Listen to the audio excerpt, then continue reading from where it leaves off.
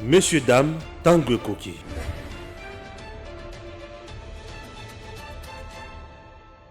Chers abonnés, vous tous qui aimez Edem TV officiel, je vous demande juste un service. Abonnez-vous à cette nouvelle chaîne. Espace ATM. Espace ATM. Espace ATM, c'est une chaîne qui va vous aider. Vous aider beaucoup plus dans Maïmatali entrepreneuriat, Maïmatali business. N'hésitez pas, le présentateur phare, Dani Mouya. Dani Mouya. Elvis, bonjour. Bonjour, Stéphane. Mbala ya liboso, tokutana na plateau na biso. Tout sur la Makamamboka. Effectivement. Impression na yozani na kozana Edem TV officiel aujourd'hui. En tout cas, impression na ngazara ya joie. Ouais. Pour la mingi et puis la landa Eden ya trop. Merci. Sur YouTube. Ouais. Si surtout vraiment ça qui na apprécié mingi au vandi vraiment la déontologie journalistique. Ouais, ouais. C'est ça. Donc aux ana pendant au loba où est vrai. Ouais. Donc où est vrai, et ça nangambo, utikala vraiment na vrai. C'est ça. Très bien. Oza Tshisekedi. Avéré. Tshisekedi avéré. Donc vous avez connu Papa Etienne Tshisekedi.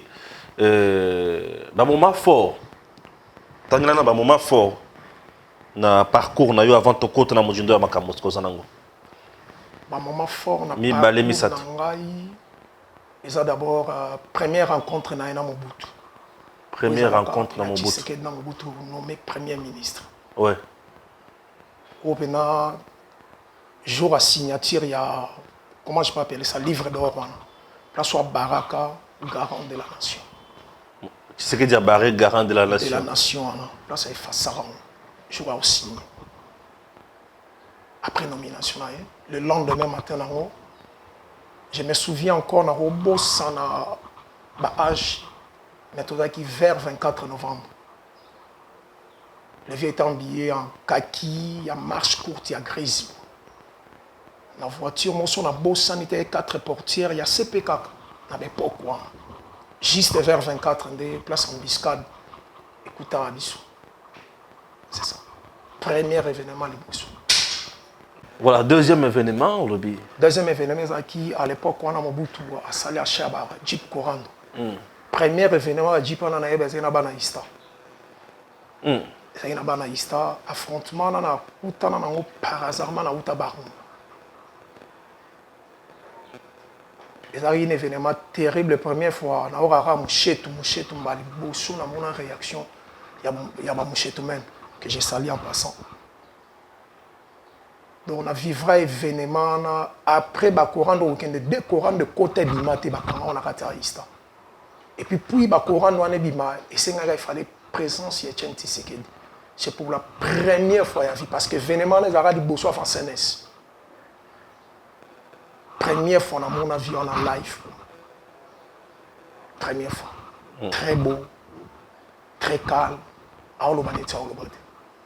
Et troisième événement où il marqué un jour dans mon corps dans Ekiti, dans l'aéroport Angile. Donc les trois événements où il marqué. Très bien. Voilà, Togo Tassiko na politique. La politique. Na IDPS, aux en base. Na IDPS, na la base, Nazara Tshisekedi, c'est le chaîne IDPS. IDPS, Tshisekedi, c'est tout court. Yes. Aujourd'hui, vous êtes au pouvoir. Vous êtes un parti qui a amené la dictature et la séparation Namoka. Qu'est-ce qu'on peut dire? Merci. Dans le banc, à chaque fois, opinion ya batu, trop kangamote. Et là, on a séparé l'homme congolais, Otozali, Bissonyoso. Ba vrai na ba faux. Le père et les mères na ba 50%. Défaut moto na biso ba congolais. Tota kinara, tota la roi bichoté. Le loso lobby que Tshisekedi IDPS ba na système dictatorial et ça ba vie na ba. Kota la pensée, vision, souci, le chef de l'État. Sur le traitant na régime dictatorial, na okam. Na okamwa à l'époque ezala to kovanda na Eden TV boy te to beta lisolo mboka. Et aux alaté au critiquer pouvoir 18 ans 32 ans. Biso vivre ba ibu na mboko yo phénomène ibu. L'enlèvement à grande vertu to vivre en mboko. To ke libanda tande ko Stéphane. Biso vandi na Congo, to vanda Kimi.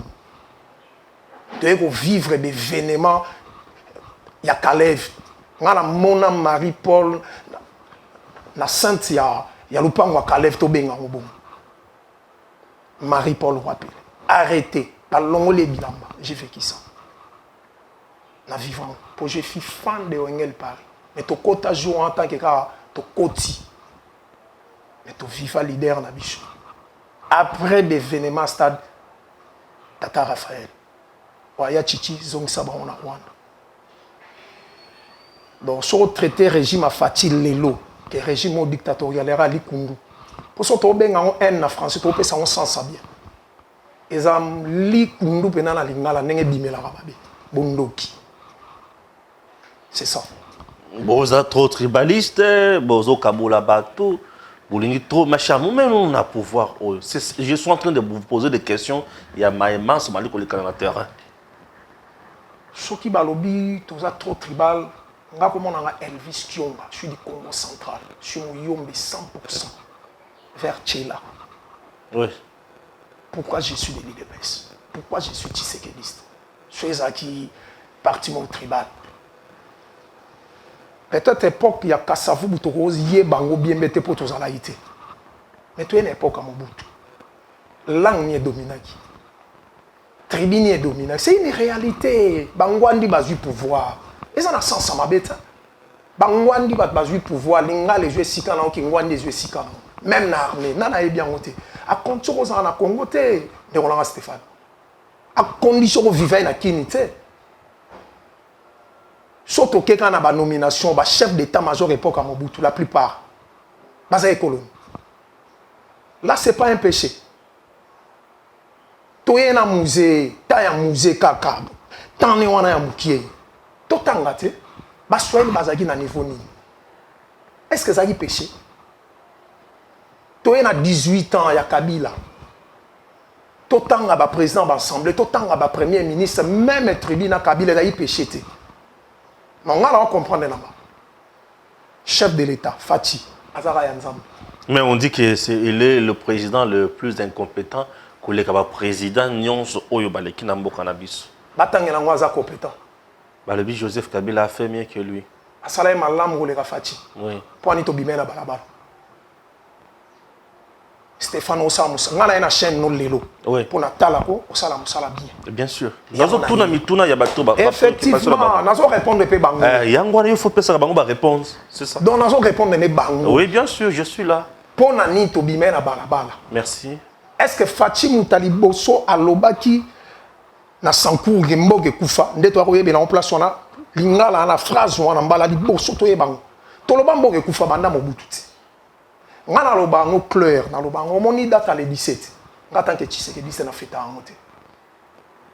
Et puis sur le plan spirituel il faut tous 50 ans de pardon. On a crié libération. C'est comme Kabana Israël. Zambe mo avant na ngwene na omema bango. Bango te balobi ga photo wara roi mora mona naka. Au mon erreur. Ba insister nzamba isima c'est pas un problème. Bo ça la choix na kati na bi. Bango ba bimisa saoul. Basuka Basuka wap na Saoul. Après décès, il y a Kabila.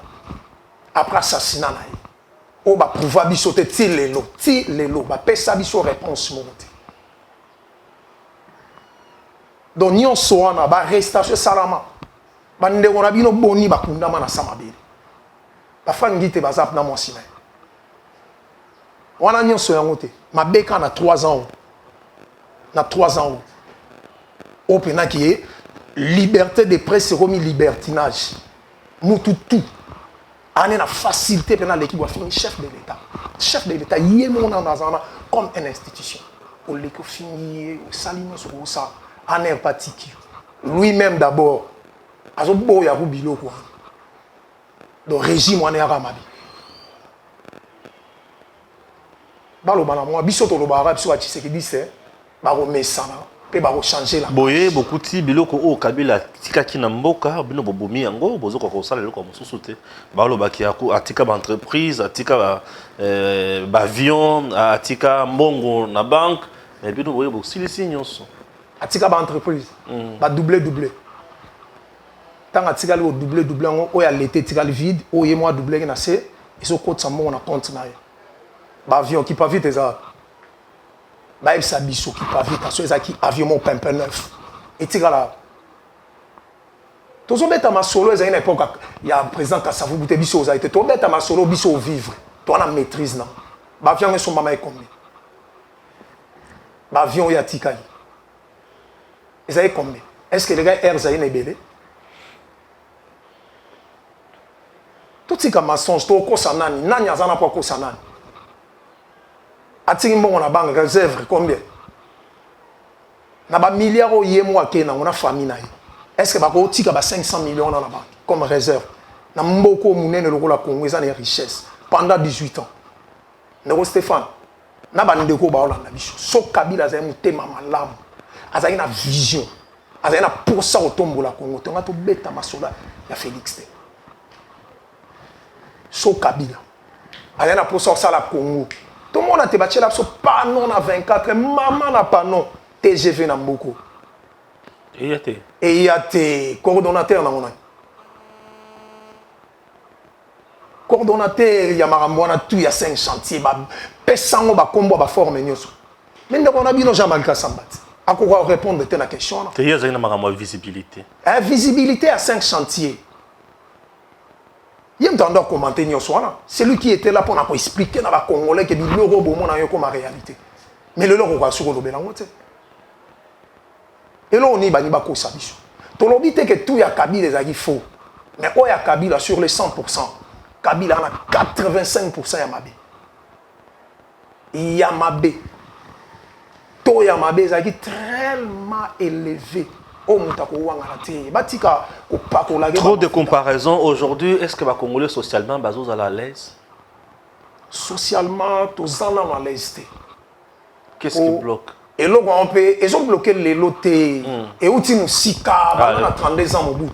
Ok. Tu les là une salade. Est-ce que tu lis Thompson Lelo? Tu lis en Bandakala. Bandakala, tu sais. On dit Moulani Wiliki et comment passe pour lire ce soir Wiliki. Ce soir Wiliki. Est-ce que Félix Mtadé est chef de l'État? Tout nana, tout solo lango bien. Tout solo la bien tata. Nana bien. Est-ce que Félix Mtadé est chef de l'État? Ndeko Stéphane Potolia Soso ya Mutakala lelo. Et un régime à Félix. Tout le monde a vu son union soit 2 années passées, 3 années, 4 années. Bah fonctionnaire na ba on a travaillé au Kabula Soso. Soso ba passolé on a bon année. Est-ce que Soso moko 4 familles? Ba 4 yango. Est-ce que c'est Félix Mtadé qui konda boko? Non, Tobi m'a la distraction, tout le monde a les vrais. Il faut trouver la makambo pour toucher le peuple. Le mal, il y a un Félix a eu le rotara et l'oko yo. Quoi, ils ont la typhoïde. Quoi, on a typhoïde? Nous autres, ils ont beaucoup de typhoïde. Mais tu peux ça là, et ben déjà, Kotoboka.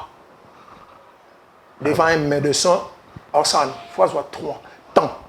Azoba qui suis approprié pour la soin. Il y a typhoïde, on a mis chopé ça, et bandi Kotoboka.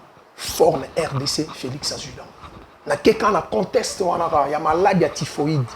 Ba minga na ti bazoka bo, je suis pas du domaine. Mais tobé là. Tobé là typhoïde. Tobando be là on lelote. Bo soteza lelote. Ngungeza lelote. Banda avion sionara suite banda o pompele biso moi ki siwana. Attends Kabila sionné te. Te ya te. Na biso a que Kabila soit une vision pour na Congo. Tonga to beta maso na biso ba Tshisekedi te na pouvoir. Tonga to beta ngote. Jour les quand na pouvoir conteste à les gars na pouvoir biso tout est bien. Mais quelque part to zonga to suis jeune. Le roi to suis jeune. Tout en anzela o même biso. Ba na professionnalisme te na pouvoir. Kabila qui pire amateur par rapport à Félix. Tous on va imaginer. Toi tu as 3 ans on a 3 ans. Même sur le plan physique, il y a pas tout balé. On dit que Kabila n'a pouvoir, n'a début, n'a âge à jeunesse. À Sangissi, Congo, il y a des groupes armés à gauche, à droite. Oh, et bien, le coquille au ça la tête, c'est ça le Ça problème. y est, Congo, la philosophie, na une imposition à Mundele. Est-ce qu'il y a une pensée? Après assassinat à Perne. Ndeko Stéphane, na lo ba clair. Nga exemple. Papa nanga au cadre de la société mon songolo pakala na mboka. Nga pe mo na nae nazo sala na même compagnie. Papa nanga kufi. Balobi ke babomie na kata compagnie. Buba tchenga na place à papa nanga. Et na tika lo prouver li wa papa nanga te. Est-ce que c'est normal? Et l'autre, est-ce que bango nyo soti ba fêter les 17 wana ba raison na elo wana? Quelqu'un qui est incapable de repérer sa vraie version, il y a loi, il y a père naï. En tant que chef de l'État, successeur, il y a tata naï. So mutabongo. Mais bah condamné bateau na procès mon quoi? Bah condamné madame.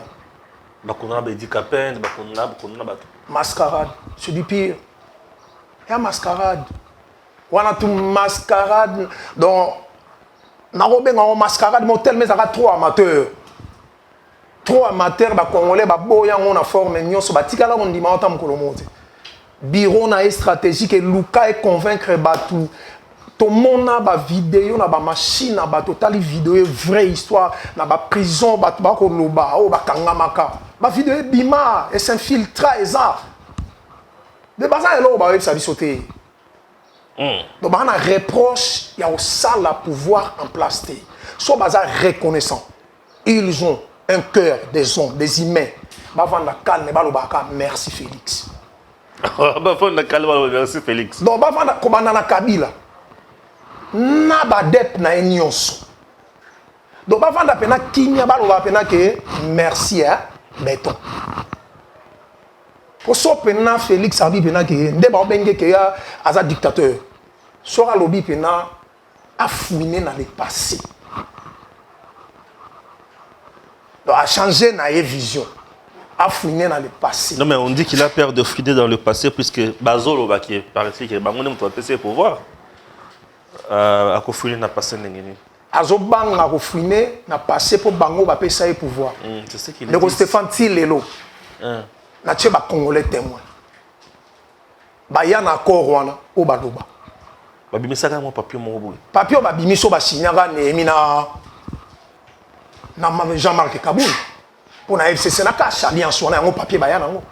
Mais papier ba lobaka. Ndenge pena to vandi 18 ans na bato à FCC, bata majorité présidentielle à l'époque FCC lelo. Ne to vanda na ba 18 ans na pouvoir. Baza pena na korwana. Félix Tanga lobby na libanda na ba diaspora, si je ne me trompe pas, à Londres. Abike na déboulonner système abatamaka. Alors belango na Londres. Ils ont dit ça si je ne me trompe pas. Le fait que makambo bela le blaka li banda makasi abanga mingi nini awa. Eza makamba ko banga te. Eza lieu epesameli asola na ba congolais. Akepe la Côte d'Ivoire awa. Effectivement, ba congolais baza na libanda baza un peu tokolo bandeni. Bana posa ya kokuta na chef de l'État. Même attends le bat baro ba ke ba voyage. Ndeka torobara ba o mesana ba changer penser. Le long na ndimi agita. Je na muzitu. Merci na ozala vrai. Allez le muzitu comme vrai. Merci. Muzitu aloba on va paralyser le pays pour investir bayate. Là ça la qui vrai te. Zelande ko Stéphane. Na ozongi soli susu. Ka muzitu na top Congo et pas nderono usapwe. Alors tu toke na Genève, mutu azali ka na vérité. Azaki net, honnête. Avec Félix, Mouzito pas Mouzito. Pas négo na on ça. On a épé mutu lobby qui est. Yeka bako paralysé ezan dans le loto sukiwa. Pas paralysé. Le loto zawapi. Ba paralysé te banane ba paralysé. Te yo mutu yib sanga ba. La mugam déjà paralysé le lo. Oh la mugam déjà paralysé na ni faru lozali. Nana coordonnateur actuellement, c'est Mouzito. Si vous avez la passation de Bololé. Obengi muninga Bololé. Stéphane Ngano to ba kinois to ba congolais Bololé. Siko mutu aza na bâton Mouzito. Nasukiwa. Ba on ba luwa biyanu. na likambo oyo ezali liboso ba policier ba bololé et lelo mutu na yo bololé obi wa kota libala na yo tala place akia wa kota libala na yo na Kabila aza bololé donc Fayulu aujourd'hui doit défendre les balles à Kabila. Azo défendre nango batu na ye batu ne question les autres la vino passe pour Kabila ndem abotibino bis abotibana abotibino Kabila ala aja abota IDPS Kabila abotibino na présidence abotibiso yena na botaye na présidence na botaye yena passe na bino présidence za wapi comme na Kabila na Fayulu basangani biso toza na pasité biso to lo barake tango lo baki yango e ba yite que politique eza vaste fongwama. Est-ce que biso sur le plan idéologique toko sangana na pe perdre bosangana déjà na lobby kaka sur le plan idéologique vision toko sangana mais pour le social démocratie toza ba social démocratie mais toza na même société na même société et le kaboli biso même pensée même société pour la Congo ouais et loko kaboli biso na ba bil bona so sini ba na penser nini biso tozala na souci to na souci tozala na ngo banda kala nini il y a leader na biso Sphinx yé pour na c'est le Congo qui prime et a vie na été Nekona Stéphane une fois na tala vient na ngai azalaka secrétaire général ya INT vient na nga mungala kombo le nom m'échappe kombo kiminga vient na nga Bertin ma Ewanga vient na pesa témoignage mo sur Etienne Tshisekedi abi bat ba bi vient na te wana vient na kufite alors biso tozwaka chance ya kozala na papa na j'ai vu une mallette ko ute pas Mobutu ya mbongo baye na on a limité ayebisa mutu aya nango les noms m'échappent attends la prochaine émission na otanga kombo Mobutu histoire ya na mallette wana o vie Bertin Ewanga mona vient na lobby na yeba ka ke tozwa la mais na mona papa na yebisa e zonga na mbongo na yebisa Mobutu azwa mbongo wana kabolo longo baza ywa nyonso so ye koki après na tiki kinya tala niveau mutu wana azwi mbongo e pa Mobutu ndenge selon batunde baloba même casquette balata ipeka Félix azwa l'art et pas Mobutu vient na zara na deux parcelles na Congo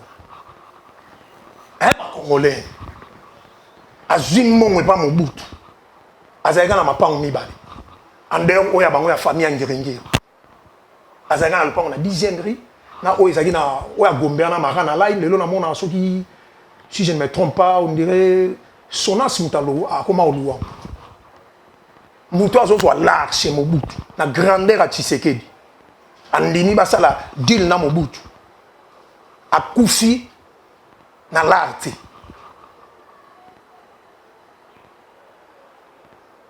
donc elo wana pe na mitwa ba congolais et les cas to ye sous lelo ah Félix azozwa mbongo aliaki mbongo Kabila oui balobi ki ala pia mbongo ya Ibiza mambebele ba pesa epe mbongo po bakunda papa Etienne paraît-il si le na utolanda ndeko nanga moko ya FCC na otanga communauté pour na fula été ye pe so utolo bango mais ti lelo ba na ba preuve lelo pe na monde comment évoluer dans le 21e siècle téléphone Android déjà na vitesse fatia na bakinga kati ba plusieurs fois selon bango baza ta na photo te ata image ya vidéo baza na ngote ba sûr que nyonso Kabila ça na kinga kati ba na ba image Félix a na kinga kati sans image même vidéo il y a 3 secondes déjà te hein de Stéphane tout c'est comme mensonge quoi fatia zimbongo et pas Kabila avant l'élection azui balar na ba Ibiza azui balar na ba kinga kati fatia zo sala campagne Fati, à sa campagne, na carmo ya pembe sur sa Toyota te ya vie. Et puis de deux na V8 mois grise. V8 ya grise et uta et pas vidé chima. Batonga le long na lobake, ba pionnier ya campagne o nga na ebina niveau qui na part ba diaspora. Maman na biso aketua. Vient na biso. Ya bandundu vient na biso na nyo. Ah, tala kombi kiminga. So comme Kiminga tu aussi Laurent Batoumona merci et Didier Chima. V8 tu en as grise. C'est Didier Chima. C'est Chima qui a donné ça. Et la chauffeur paie à son âme. maréchal jeune akufa na accident ya Karafati c'est chauffeur venant de Chima asko yeb sans que Fatia Zula pas Kabila obanga oliam pour payer baka obanga olia là. Aujourd'hui, Fayulu na Kabila, élection na bango, na candidat moko na bango, banque ça bien mariage na bango mibale wana. Et ça la somme en 2023. Autant la misolo Kabila za na ngona popularité à Fayulu. Morne. Babota morne. Bomba date salelo. Babota morne to komate. Tout ça le 20 mai. Le 20 mai. Kabila na mbone. L'équipe naï. Baïbi Fayulu très bien, qu'on les rabiche tout. Baïbi Fayulu très bien, qu'on les rabiche tout. Dans le domaine en série. Ah, sérieux, ma casse, hein? On n'a pas vu dans ce qu'on vit vraiment la limite. Dans la salle qui m'a régné longtemps dans la ville de Kinshasa, comme gouverneur. Il y a un MLC. MLC na tabe mande ba tambula yibo na Fayulu. Aza na confiance dans Bangota. Aza que ça va en ville de Kinshasa. En 2006. Qui ne connaît pas l'histoire? Et à Robima ba vérité ba 40 000 te à défendre la politique. Stéphane, on a des sombong. La politique na des sombong ezala. Do ya bango ezala ba defa ki ezala yiboye ya Tshisekedi na mwana nende ba ndarozo. Les noms Tshisekedi, ils sont combo, ils sont historiques. Moi, je suis du Congo central 100% Mouyongi. Est-ce qu'aujourd'hui, le Congo est la fière et à cause de la dirigée par le président Félix Tshisekedi? Il y a Osakanate. On s'assure. Il y a Osakanate. Mais ça vraiment fier, le but de fier puisque tu es le président Tshisekedi. Les Lopena, les Congolais, comprendre que. Et il y a un bouteille à moi. Et belé ba mozon. Ba bité to ke na mo ambalo. Soto raté mo na mbalo.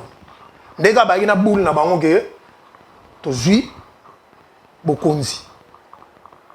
Le reste c'est à ngambo tirana na Genève. Na boule na bango.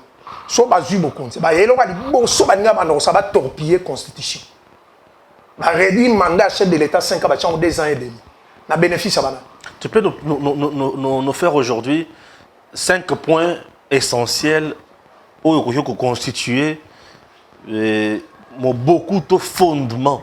Il y a bilan, il y a président Félix Tshisekedi pendant les 3 années et demie.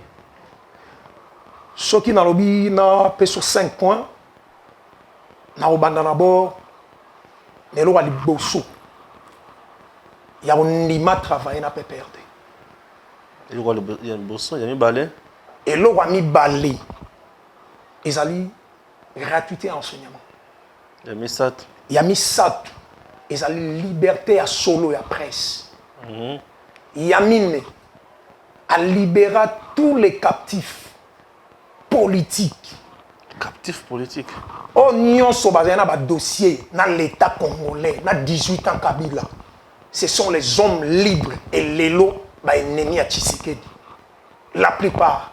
Net nan y a homme libre le lot bien captif il y a régime il y a 18 ans il y a Kabila. Na otangelo Katumbi. Moïse Katumbi. À Kotate, à Souka na frontière, à Kotate. Na bateau ya liaka na bango, amela na bango, bateau atambula na bango, bateau ba bibi ça y est, yé na continuer na ba na bango, azana ou asala pour na bango. 4e point à moi. 5e. Et 5e point. Oeza benake so vandi botali, so juger moi na malo dictateur na évité chose lo bango ba pesu elo nini, obezaka par conviction au lobby no yango. Et ça problème à est. Problème à est. Au bena lo ba qu'il lui pleut ou qu'il neige. Tant que nous avons le pouvoir. Et lo wana na tika. Ah kasayet. Qui met côté na est? Qui met et avancé. Et ça guerre. Et ça guerre est que n'a tête au bimi na tongo to la mu tata ici. Et puis guerre il y a combien de mitou? Ba ebi sa biso kaka ba 2 mois passés. Bato ba mesana roloba. Kabila sala ya tika ba groupe armé autant. Na Félix s'est multiplié. Zambo ala la raté. À chaque fois que je joue dans Bangoka, toke na Kenya boy bimi moins de 15. À part Bao Baboyaki. Surtout aussi Bao Baboy même pas 25 groupes par mètre. Là bazangelo wa oloba. Donc bazan bango pona bango ko féliciter ezate. C'est ça l'opposition congolaise. Bon, on a bien une opposition pour la vraie opposition à souter. Pour la vraie opposition à IDPS. Parce que eux, toi, on a pouvoir. Très bien. Parlons du chapitre électoral. Loi électorale, jusqu'à présent, dans l'Assemblée nationale, ça traîne. Entre-temps, il faut aller un consensus. Pourquoi vous ne voulez pas les consensus? Il faut aller un consensus. Nous avons perdu. Waouh! Dans l'église catholique, dans l'ICC. Ndeko Stéphane. Oui. Tout ça, la première élection en 2010. Bapé Sanga consensus sur Salama. D'alors déjà à Sun City, Bungissa m'a amené pour une élection, c'est la 2006, non? Ah. D'alors, il y a Sun City et Sunga. Après ça, tu as une constitution, de quelle élection? Et Sunga consensus na cour constitutionnelle. Et Sunga consensus na CENI. À l'époque, ils ont CI. Ils ont CI. En 2011. Et ça, la consensus. Si c'est que des joueurs. Mais après l'élection en 2011, il y a eu des concertations à la place du dialogue. Après concertation, oui, Bota, Chibal, le Premier ministre, Chibal a été en 2016. Il y a un consensus, c'est ça la place. Automona, président de la Cour constitutionnelle, peut-être qu'il y a un Ngambo Kabila, ou à la nier à une Ngambo opposition. Et ça la place. Alors, le lo bazoluka, n'a pas ça. Bazoluka pour la mambo Seni. Mais viens ma foi, Azar député. Azar député national. Mais place ça au lobby la maramouane les arbres. Ils ont des hémicycles. Ils ont un micro na binota. A quel hémicycle a zonge la boulot. Ou azula là. A quel hémicycle a Koti, a Vandi, a vu boulot na e. A l'équipe si mention na e. Bande on a vu sur la G13. Mais ça manque à positionnement. Non mais vous autres tripatuer proposition à Bango. C'est comme ça. Et ils ne veulent pas, il y a Koyo Kabino. Il y a Koyo séché, plénière. Raison pour laquelle on voterait des dictateurs aujourd'hui. Ndeko Stéphane. Oui. Tous en ont beaucoup. Tous les caractère, le comportement, il belé. Oui, c'est vrai. On a la TV de Bosso Ramso. Oui, oui. Délice, c'est sans gaz, il y a un bichoté. On a un vol. Je te dis ça. On a siège dans les qui n'a été sur échangeant. Sur avenue de la justice au Kitabo, côté 24 au Kitana, c'est beau. Il y a un bâtiment, on a belle, très bien.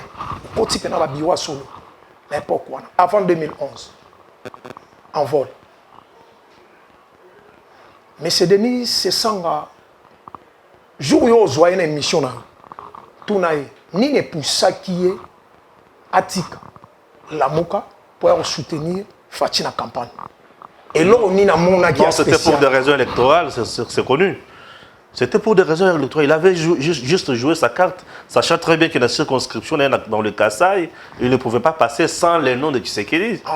Il avait les noms des Kato, des Fayoulou, là-bas, ça ne pouvait pas passer. Merci vraiment d'orienter. Si on a stratégie, il y a un Dieu qui voit tout. À Bouleka, il soit à Betty Carte, il y a un temps où il y a un système, il y a un partage à gâteau. Oh, ils ont partage à gâteau, t'es na IDPS. Très bien. Partage à gâteau, exacté na IDPS. Vous voulez manger seul, hein? Non. Ils ont fait Mamolian Dakala, ils ont Maramuraka, Papa Lobaki, le peuple d'abord. Le peuple d'abord. Tomeka ko bongisa na ba domaine nyon swezaki ya kobeba. Le peuple d'abord. Tomeka ko bongisa. Net domaine ni ezaki ya kobeba bongisa. Tout. Nyon swezaki ya kobeba tozoya nango malembe. Ce n'est pas un bateau magique, Stéphane.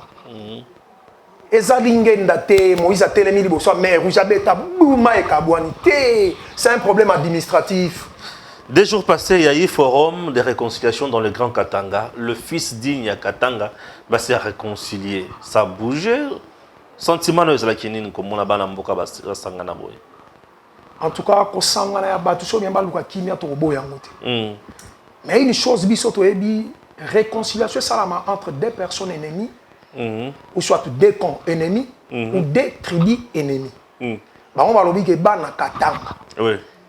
baza tribu moko Katangese balobaka langue moko Swahili siko bana Katanga babebani na ni bayebisa biso bazala clair so ba réconcilier Kabila na Katumbi Monseigneur azala clair ati okende batama c'est un homme de Dieu atika okende ko batama bayebisi biso clair que tolingi to sangisa Katumbi na Kabila et puis Kabila na Katumbi ti lelo bayebisa biso te nini bombe nini koya na katikati na bango o epanza bango ibale bakena biso na ma CCT troisième penalty ekota te wana bilo wabaniki totali Katumbi azo ba ke Kabila tanga yaka alaksa passeport yaka na ya Zaïrois po ya senge passeport ya congolais te toi suba na mikete ndeko Stéphane mboko eza susu ya kalate oboko yabo consibiso bo torpiller cerveau na biso simba te IDPS a fongoli biso mémoire na lit na ya 37 ans a fongola biso mitu c'est grâce à l'IDPS biso le to imama mboko so IDPS azala ite Mobutu na maladi na ngalonga na setite Kabila zena pour ata olongo na Mobutu maladie qu'il était américain ba yeba ke pion na biso za sous na pouvoir te batali civil Kagame et lelo pena lelo ba voyage au batmana au lobela sur le plan diplomatie so pena mutaza pena mutua solo ba faille ba zo attendre que vanda na parlement européen par rapport à mais la diplomatie ba voyage au bazo fingati ya ba diplomatie ba voyage yo Katumbi atambula na Félix alo baraté pour nani avant l'élection yem tatambula na Félix nana telemela Félix na Genève que Félix a rose la ce qui dépasse ce que ça get chanti c'est que dit j'accepte et ça y caméra alanda biso na Genève na Kenya pour nani si les loba pesa biso na loba kaka babilo ba loba ya ba deal ya ba contrat ya ba accord ba pia biso accord Félix a sa caméra que na 2023 on a soutenir bilo wana nyonso ezate Wana bobanga hango makasi. non ndeko Stéphane azo biso IDPS abanga te c'est une force c'est une machine IDPS Azaka force tilelo. Tilelo Nzala nenge koti we. nzala nenge koti te weza ba conséquence ya changement Na chômage nenge koti na IDPS. bana Israël nazo zongiso na Bible parce Est-ce que oyebi ke na IDPS ko ima ekomi makasi? na pe perdre batu bakufa na pe perdre kande biso batu bakufa na perdre batu bakufa Na lobby IDPS au pouvoir. Yango La nazo plupart loba. des combattants ont été plus utilisés juste pour conquérir le pouvoir et puis jeter. non nga na combattante na boulota Stéphane Ebele baolela. tozolela tozaka na balula mais toko condamné na ngote un changement ya mbala moko te mboko eza kokufa ezaki ya kokufa le président Félix azosala par tous les moyens kobimisa mboka réforme na mboko faut sala na tous les domaines réforme na mboko na tous les domaines même na niveau na bino à presse ebele lelo boulot na bino ya noble boy ba bebisi yango. Qu'est-ce que vous nous reprochez? Et là, quand on reproche, il y a un CPLA qui est d'un TV par rapport à respect à la déontologie. Il y a un homme souté. Tant que liberté de presse. Et les gens, on a dit non, missus. Donc, Azo Kanisa, qui est un journaliste, c'est lui le plus intelligent de tout le monde. Donc, il y a un et les mal et salinini. Les journalistes sont commis dans le camp. Oui, c'est tout à fait normal. Dans un camp Félix. Et c'est le robot. Oui, moi aussi j'ai un camp. Dans un camp Félix. Oui, dans un camp Félix.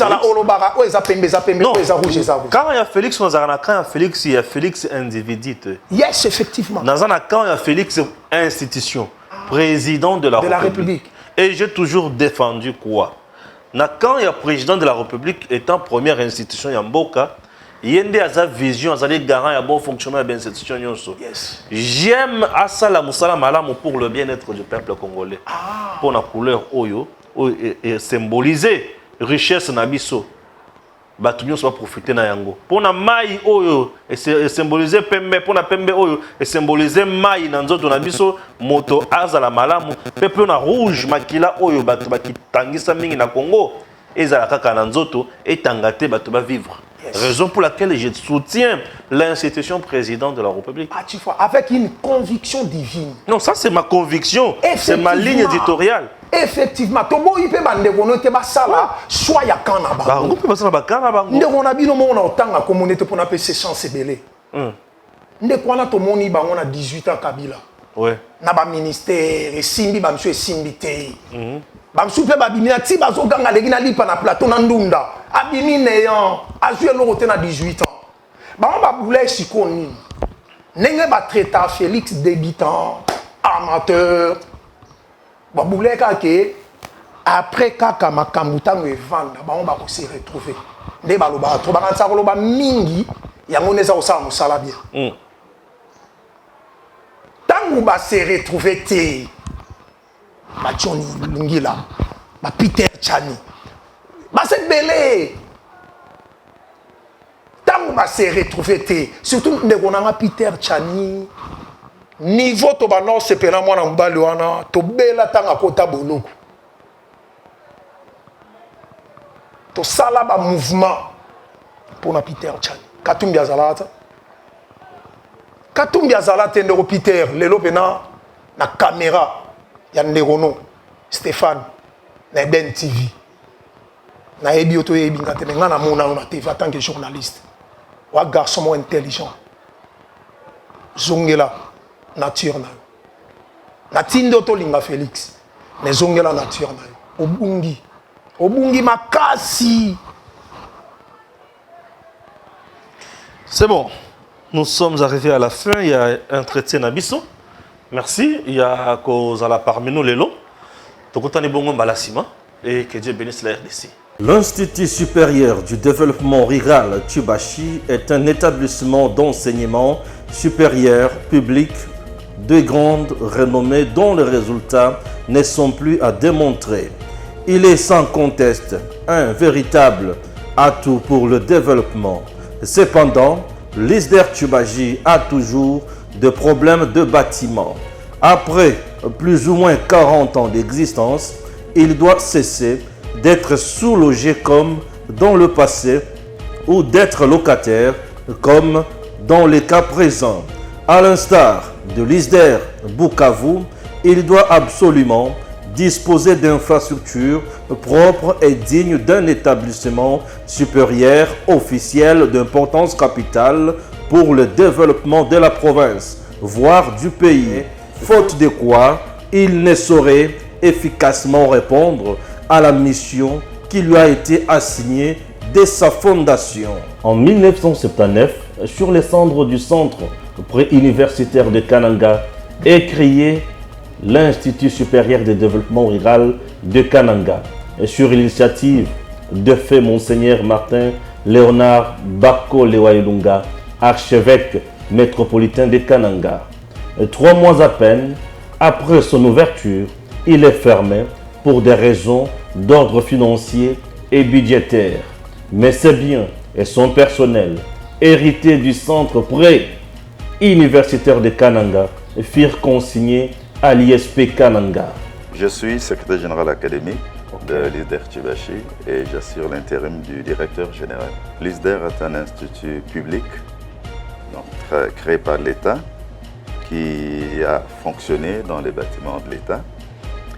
Et entre-temps, nous avons acquis une concession à 7 km d'ici, à Mwimba, où nous avons construit 2 auditoires et un espace bureau qui peuvent contenir chacun plus ou moins des 100 étudiants. Et là, nous avons un espace pour la pratique.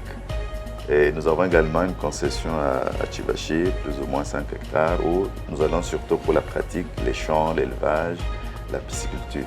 Nous étions jusqu'il y a peu dans les complexes Athénée, où nous avions nos auditoires. La plupart des auditoires nous avions trouvé et d'autres que nous avons réhabilités ou construits. Mais depuis l'année passée, il y a un projet de la Banque mondiale avec la province qui voudrait réhabiliter tous les complexes Athénée. Alors de la sorte, on a demandé à tous ceux qui étaient dans ce bâtiment, il y avait l'UPECAN, l'Université pédagogique, nous-mêmes, ISDER et plusieurs écoles secondaires dans le complexe Athénée, nous a été demandé de sortir parce qu'on doit réhabiliter les bâtiments. C'est ainsi que depuis cette année académique, nous sommes partis de là et nous avons loué cet espace les temps que nous construisions nos auditoires à Mwimba. Oui, ça fait d'ailleurs une de nos valeurs. Nous avons 15 professeurs, docteurs à thèse dans différents domaines. Nous avons 4 ou 5 professeurs, docteurs en sciences agronomiques. Nous en avons presque autant, docteurs en sciences sociales, donc sciences économiques, sciences sociales, sciences politiques. Nous avons un docteur en théologie, en philosophie et 3 docteurs en théologie. Le chef des travaux? Nous en avons 28, je pense, je ne me trompe pas, et nous avons également 46 assistants de premier mandat et de second mandat. L'État nous a signé comme rôle de former de techniciens en développement rural à 2 niveaux. D'abord des gradués en développement rural et des licenciés en développement rural. Et pour cela, nous avons plusieurs filières que nous avons organisées. Traditionnellement, nous avons des licenciés ou des gradués en organisation sociale, en planification régionale, provinciale et régionale, en administration rurale, en technique rurale. Nous avons acheté de nouvelles options comme la gestion, administration de projets, développement et environnement, agro-vétérinaire, une autre filière de santé communautaire et développement nutritionnel, ainsi de suite. Donc nous avons plus ou moins 11 filières, la gestion des entreprises également. Message clé, l'ISDER Tchibachi est un établissement d'enseignement supérieur public de renommée dont les résultats ne sont pas à démontrer. Okay. Et dans la société, nous rendons un grand service. La plupart des ONG de la place sont animées par nos anciens étudiants, les organismes internationaux qui viennent, qu'il s'agisse de la Banque mondiale, de ceux des Nations Unies ou étatiques ou para-étatiques, engagent volontiers nos anciens qui sont un peu partout. L'ISDER Tchibachi est un atout pour le développement.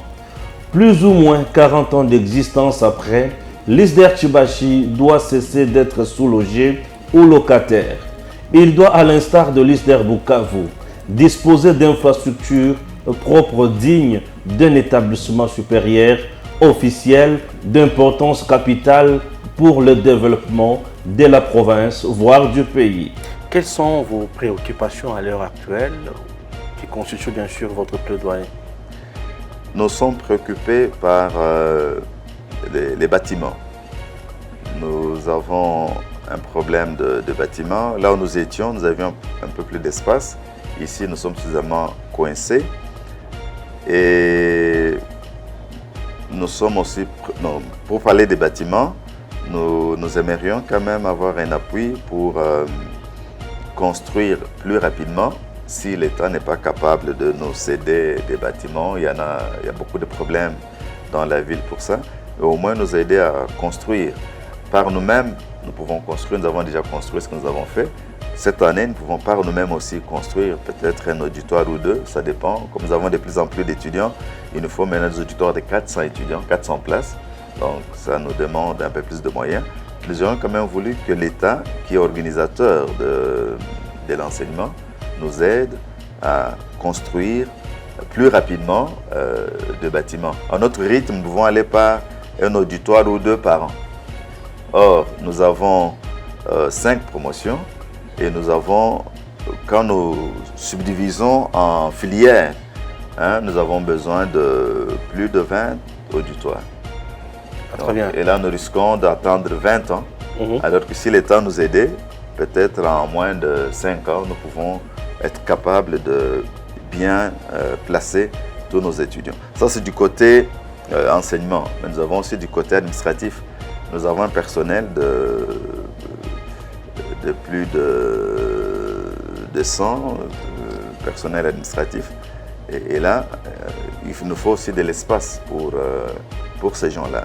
en plus des auditoires, je pense qu'avec notre site, si l'État nous aidait à avoir un home pour les étudiants, parce que nous sommes en dehors de la ville, c'est 7 km, et sans moyen de transport, les étudiants ils vont avec peine. Donc, pour le moment, ce sont les finalistes que nous avons placés à Mouimba pour des raisons stratégiques. Un finaliste ne va pas abandonner. Il a un 3e graduat ou en 2e licence, tandis que les débutants, nous les gardons en ville pour question de facilité. Mais si nous avons un home d'étudiants, de filles, des garçons, une restauration, je crois que ça nous faciliterait la tâche. Et même le milieu aussi les plus propices à l'enseignement. C'est calme, il n'y a que les chants des oiseaux qui nous dérangent, tandis qu'ici, en plein centre-ville, on est à côté de marché, on est à côté de tout le bruit de la musique, des églises, et de tout le monde. Parfois, l'enseignement perd sa qualité à cause de l'environnement. Donc, notre environnement là-bas est meilleur et nous ne demandons que de l'appui pour nous aider à aller vite, pour mieux construire et construire plus rapidement. L'ISDER dispose déjà d'une concession à Mouimba, 32 hectares capables d'accueillir des infrastructures nécessaires à son fonctionnement. Ces infrastructures, dont le coût est estimé à 10 millions de dollars américains, comprennent entre autres 15 auditoires, une bibliothèque, un amphithéâtre, 15 bureaux, des ateliers de pratique professionnelle et un hangar pour l'entreposage d'équipements. Les dites infrastructures peuvent, et comme c'est le cas dans les autres provinces, être financées par le FPI dans le cadre de son programme de subventions.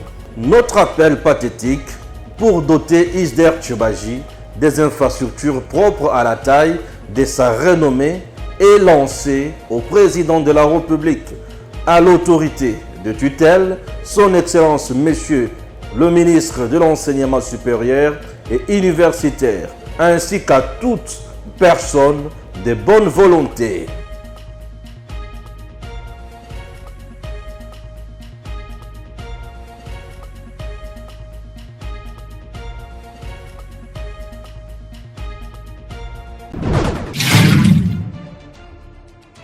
Messieurs, dames, Tanguy Koki.